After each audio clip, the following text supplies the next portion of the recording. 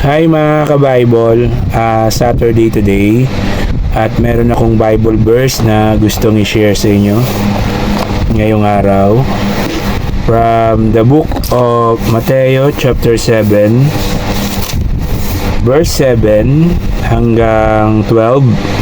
So ito yung mababasa natin. Mateo chapter 7 verse 7 hanggang 12. So ito yung mababasa natin. Humingi, humanap, kumatok. Humingi kayo at kayo'y bibigyan.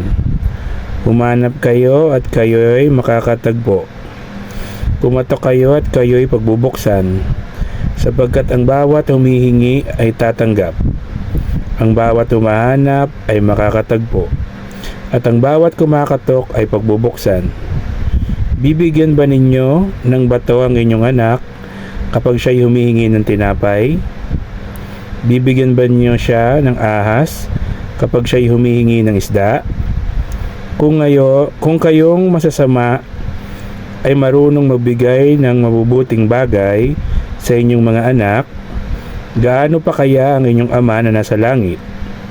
Bibigyan niya ng mabubuting bagay ang sinumang humihingi sa Kanya. Gawin ninyo sa inyong kapwa ang nais ninyong gawin nila sa inyo. Ito ang buod ng kautusan at ng mga sinulat ng mga propeta.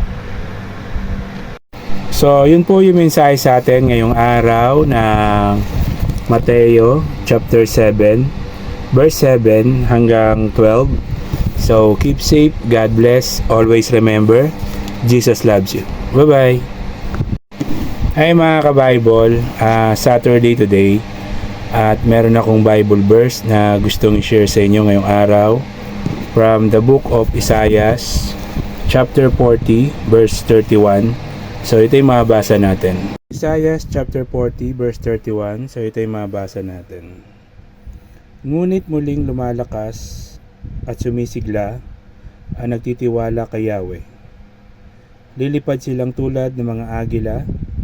Sila'y tatakbo ngunit hindi mapapagod. Sila'y lalakad ngunit hindi manghihina. So, yun po yung mensahe sa atin ngayong araw ng Isaiah chapter 40 verse 31. So, keep safe, God bless, always remember, Jesus loves you. Bye-bye!